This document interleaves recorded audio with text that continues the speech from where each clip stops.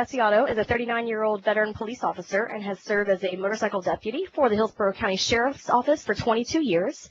Deputy Desiato is a state-certified police motorcycle instructor and a member of the FDOT Motorcycle Safety Coalition. And now I will turn the presentation over to Dominic. Okay. Thank you, Kristen. This is Dominic.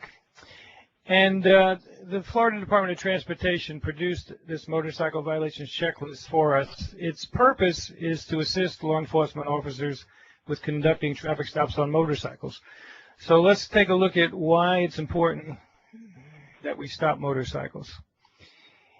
If you look from 2000 motorcycle crash data, the amount of fatalities has been going up all the way to 2006. It leveled off a little bit in 2008. It went down some, and in 2011, which is the latest statistics we have, it's going back up again. Nationally, only 3% of vehicles registered are motorcycles, but motorcycles fatalities account for 15% of the total number of fatals in vehicle crashes. Florida has 4% of its vehicles registered that are motorcycles, but the fatality rate in Florida is 17%. So right away you can see that Florida has a little bit more motorcycles and also has a little bit more fatalities from those motorcycle crashes. The registration from 2004 to 2010 of motorcycles in Florida has gone up about 15%, so that can also account for the increase of fatalities that we were seeing.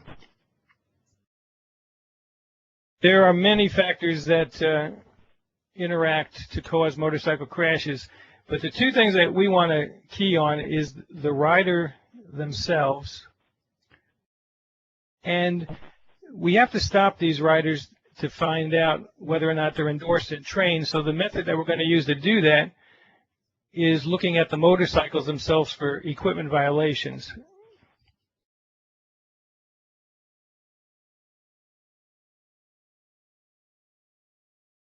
Nationally, 22% of motorcycle riders involved in fatalities in 2010 were riding without a valid license, which means an endorsement. As compared to cars, only 12% of drivers involved in fatal crashes didn't have a driver's license.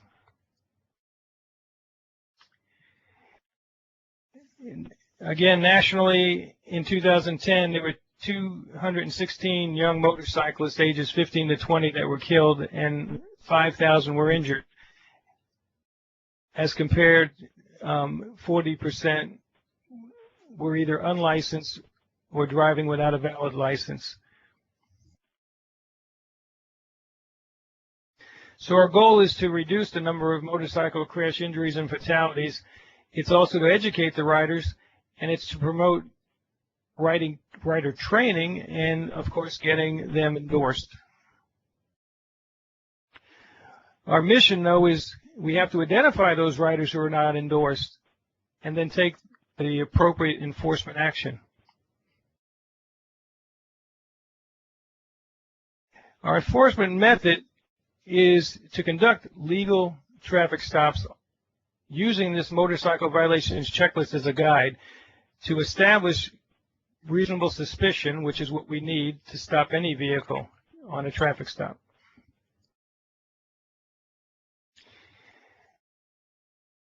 Again, the purpose of this motorcycle violations checklist, it enables law enforcement officers to easily identify motorcycle violations. It was designed for any law enforcement officer to use, not just motorcycle police officers. There are 39 different violation areas listed. These were considered specifically pertaining to motorcycles and some violations that you might see motorcycles do more often than people in cars.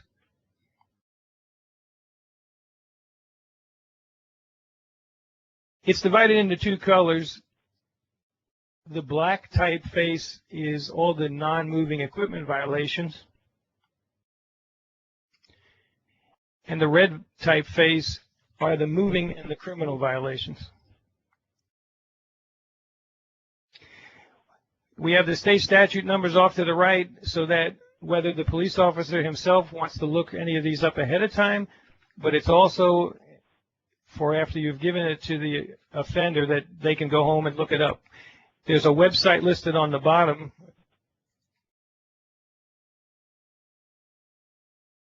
And anybody can go to the ridesmartflorida.com website and look up any of those statutes that are listed.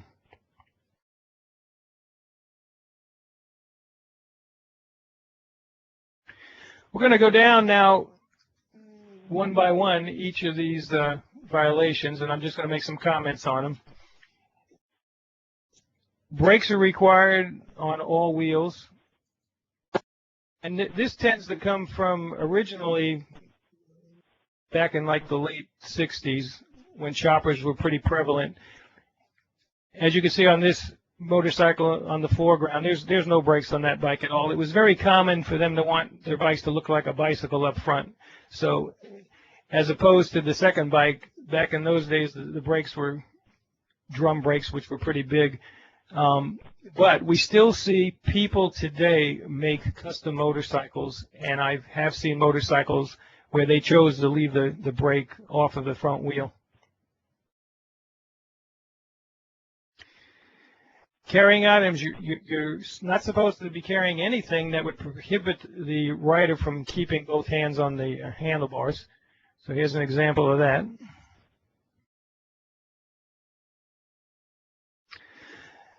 Certain colors of lights are prohibited. The only two colors prohibited by law, though, are the red and the blue. Here's an example of a bike that has red glowing lights around the engine.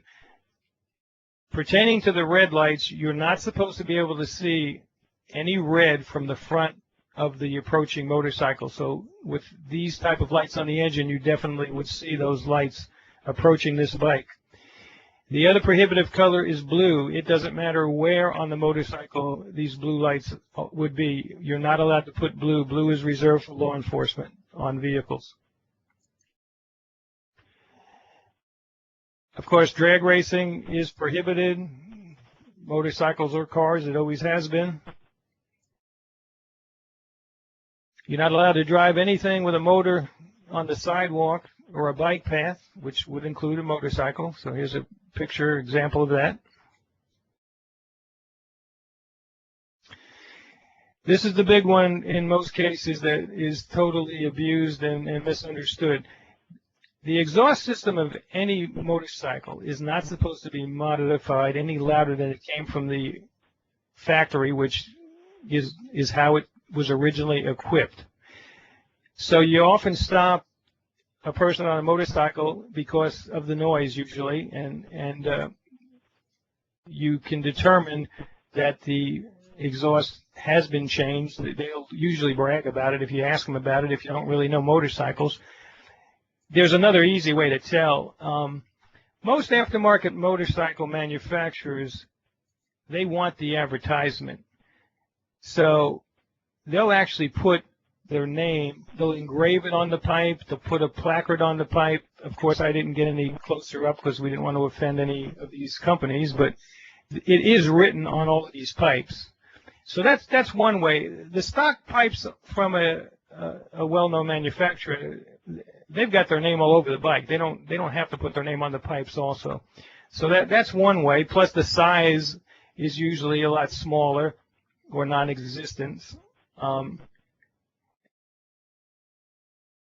Now there is a decibel level in the Florida law, but that would be for a motorcycle that you have no reference to. It would be like if somebody made their own custom motorcycle out of scratch, which some people do. But if you have an established motorcycle, you can go on the website of any of the major motorcycle manufacturers, and you can pull that particular model bike that you just stopped, and it will show you a picture of the way the exhaust system came on that motorcycle. So if you chose to cite somebody for the modified exhaust system and you went to court, you could show the judge a picture from the website of the way that motorcycle looked when it came from the factory, and then you could show them a picture that you took on scene to show how that exhaust system had been modified. And again, most people are proud of the noise, so they'll even brag, sure, I changed the exhaust system. So you could usually use that against them too, just by the voluntary statement that they made.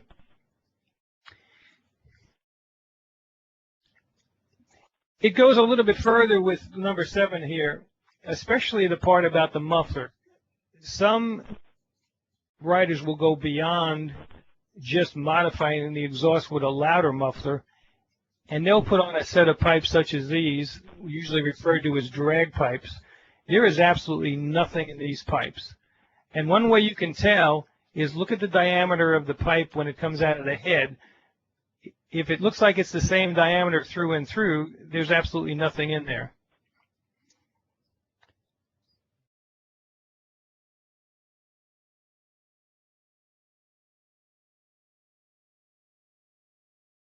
Exhaust systems are not supposed to put out any excessive smoke. You don't see that as often as you did back, say, in the 60s, when there were a lot more two-stroke motorcycles, which this is an example of. They used to produce a lot of smoke, but even on this bike, you could see that the stock exhaust was changed so you don't see this too much, but the law is still in existence, so I just wanted to include that in the presentation. You must have eye protection on the rider. The funny thing about this law is it doesn't say that the passenger has to have eye protection. It says that the rider has to have eye protection. You must have footrests for the passenger. And, you know, although this is a bizarre example, there needs to be footrests back here for that passenger, which does not look like there is any on this one.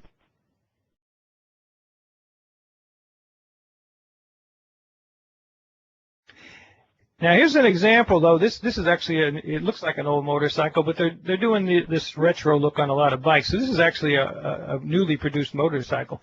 But as you can see, there's no footrest on the back, and it isn't even designed with a rear seat. It's a solo bike. So here's one that isn't an old bike. It's a bike that's actually produced just for a solo rider.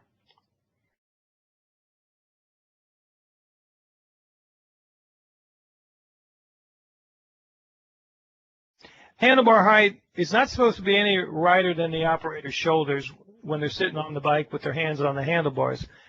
There used to be a 15-inch requirement from the seat to the handlebar, to the hand grip area, but that was pretty arbitrary. This is actually a better way to determine, because it doesn't take much to look at where this guy's hands are and line them up with the rest of his body. So his hand grips and his hands are actually level with his head.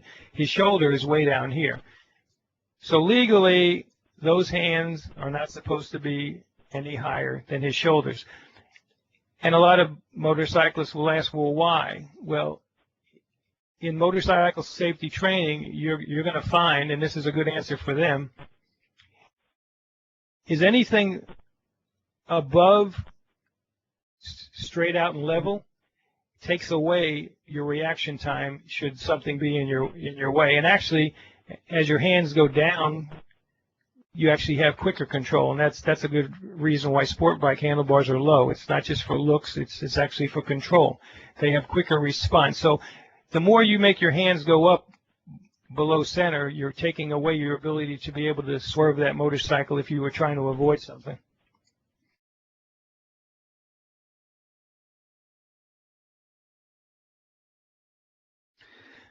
Motorcycle has to have a headlight. The headlight has to be on all the time. Now we get into the helmets. Either having no helmet, well, that's easy to see, but then you have your improper helmets. A good helmet's going to have a DOT label or sticker on the back of it. Yes, we know you can buy these in novelty stores and stick it on yourself. So you got to be a little aware of what a good helmet is supposed to look like. So we gave you another picture. This helmet, you can see that the thickness between his head and the outer edge of this helmet is like non-existent. A good helmet has about at least a 1-inch thickness of foam padding. So it would be real easy to look at this one and tell that that's not true. And then you could always look inside the helmet. And if it's a good federally approved helmet, it's going to have the appropriate labels inside. A helmet like this probably has nothing inside other than the size of the helmet.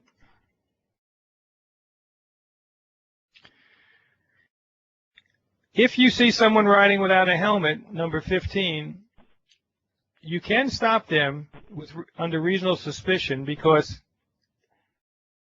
316.211 does say, it starts out by saying you must wear a helmet if you ride a motorcycle.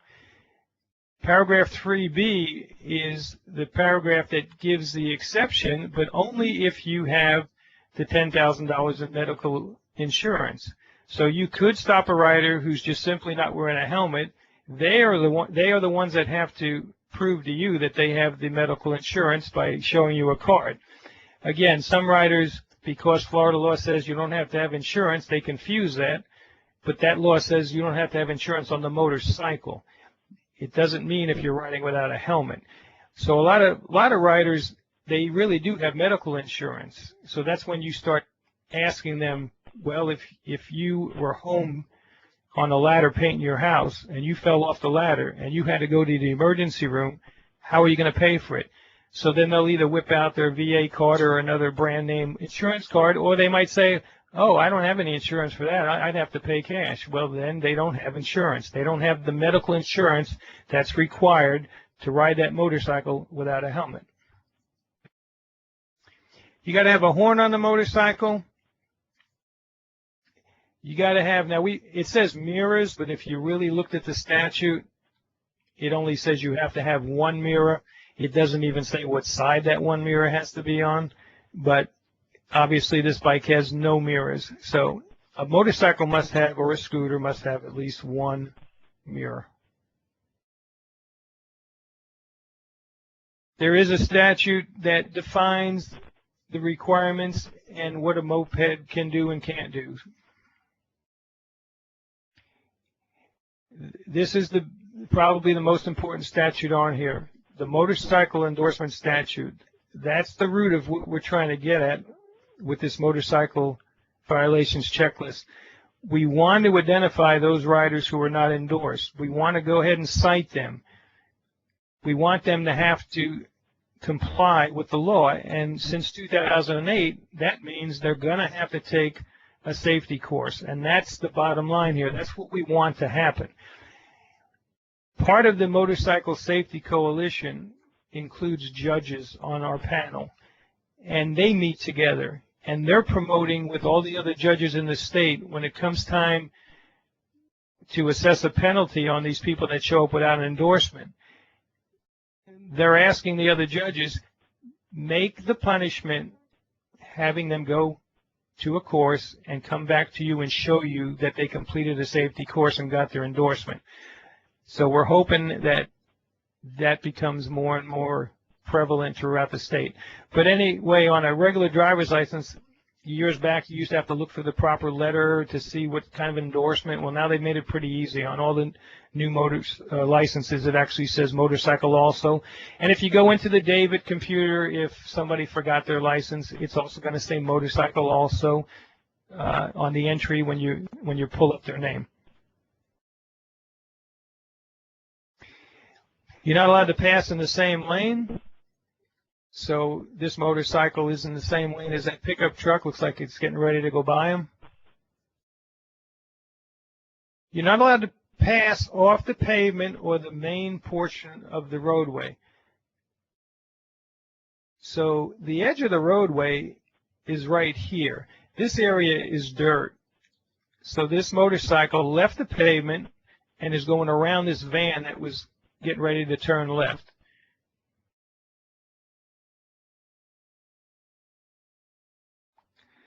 You must have rear reflectors on a motorcycle.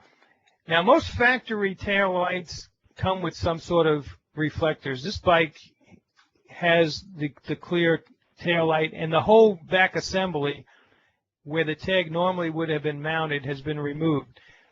There is no stipulation, though, in that law of how big the reflectors have to be. So even these little tag reflectors would actually comply, because if headlights hit them at night, they would light up red.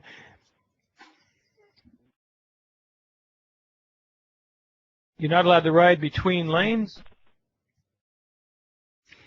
This is almost pretty typical of, except for the state of California, you're allowed to do this. But nowhere else, in Florida especially, are you allowed to split the lanes like this.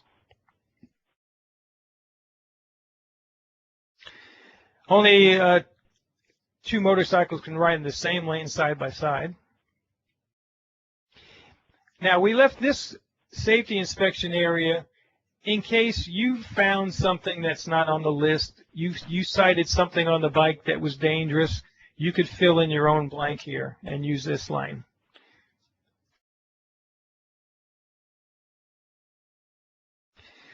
You have to have a seat for the operator and the passenger. Again, kind of a bizarre picture, but the rider has to have his own seat, passenger has to have their own seat.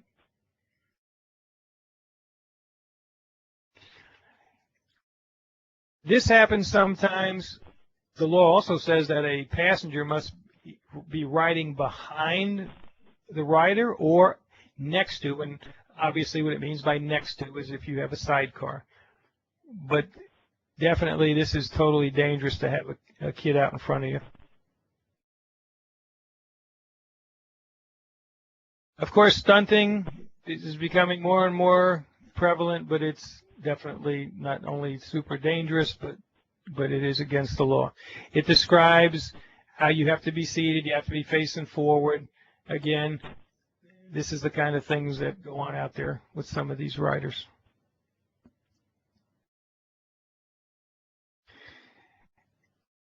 You must have a stoplight on the back.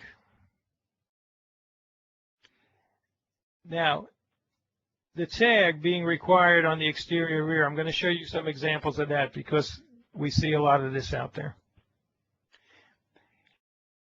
If you were riding on a multi-lane roadway to the right of this motorcycle, you would see no tag at all.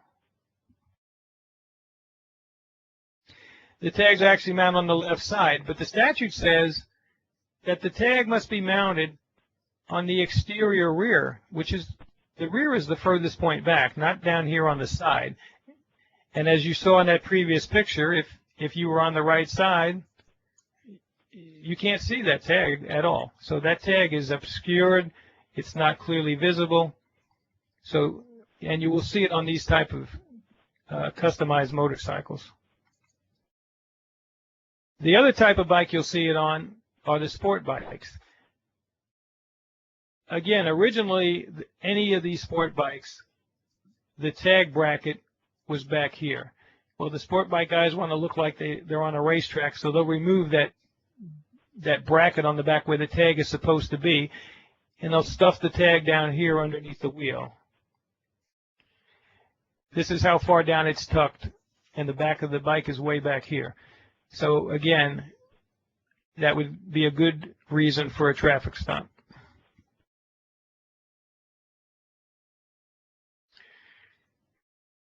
The tag must be legible and parallel to the ground.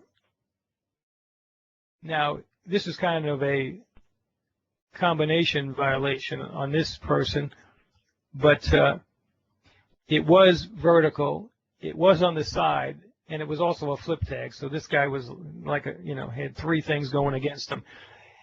You just need to know, as of January 1st, for whatever reason, though, the state has changed the vertical tag law, and it will be legal starting January 1st to have a vertical tag on a motorcycle.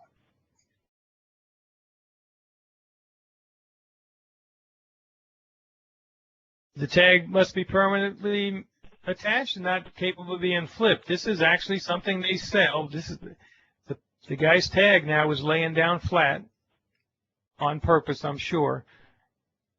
So if anybody has one of these flip mechanisms on their bike, even if the tag is up, that would be a violation. A tag must be lit up with a white light. a tail light is required. Number 34, the three-wheel motorcycle only restriction. We do have people that are disabled and they have to ride a vehicle with three wheels, so the state will let them take a test and will license them, and the license will say three-wheel vehicle only on their driver's license. Tires in unsafe condition. There is no depth requirement in the statute anymore, so this is going to have to be based on the officer's observation, how they can articulate. This is actually a track-only tire. There never was any tread on this tire. But if you were to stop this person riding in the rain, I think you'd have a good argument that this was an unsafe tire for the conditions at the time. And this person was riding this motorcycle on the street with these totally slick tires. You must have turn signals. This is another one that we see quite often. Here's a motorcycle where he must have just felt like turn signals were just not a good idea for him. There are no turn signals on this motorcycle anywhere.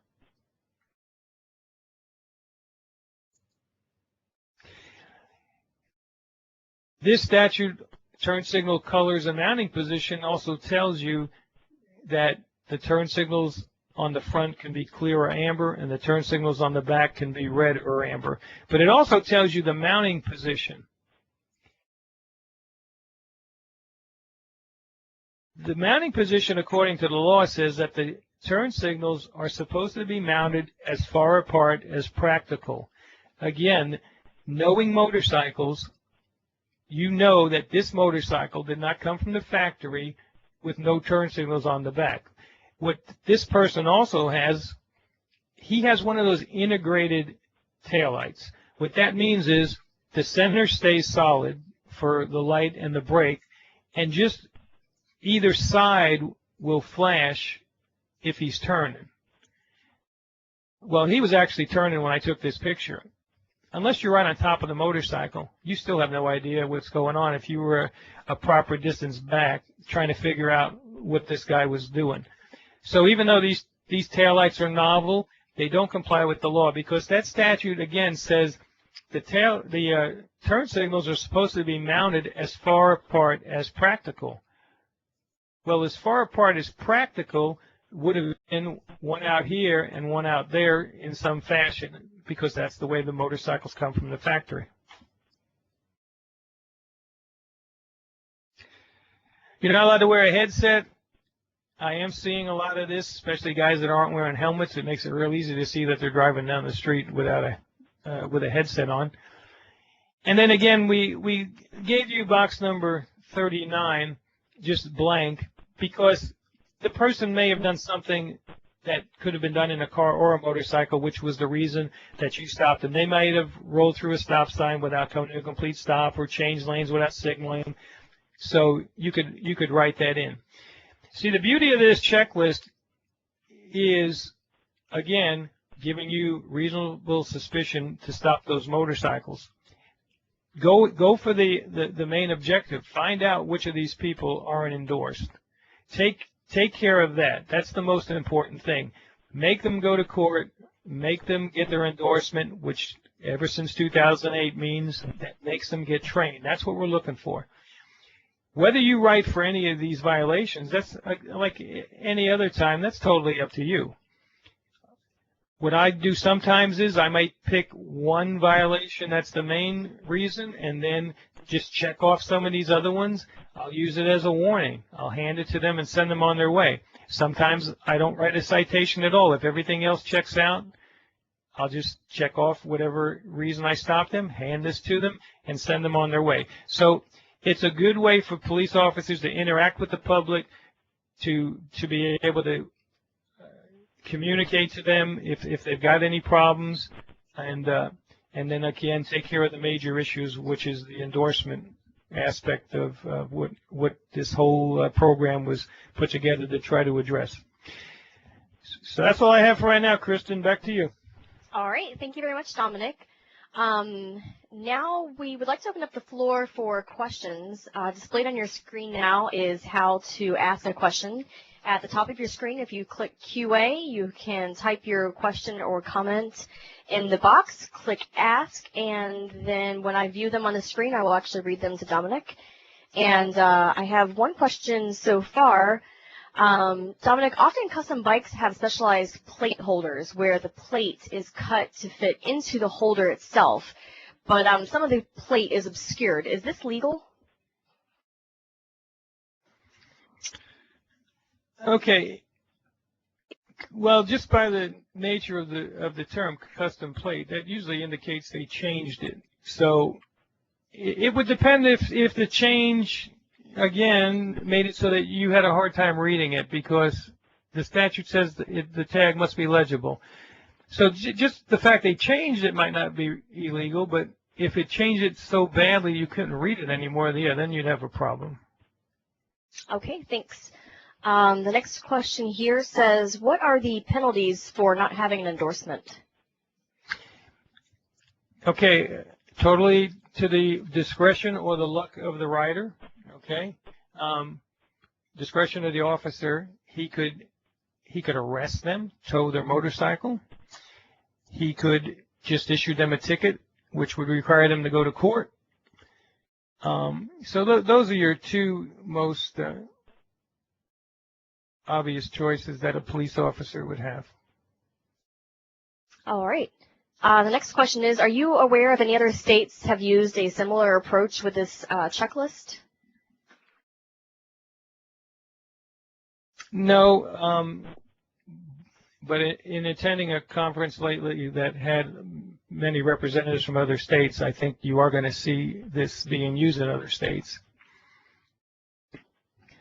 All right, let's see. Next question here. How do you deal with a situation where the bike is clearly in violation for a number of reasons and is really unsafe?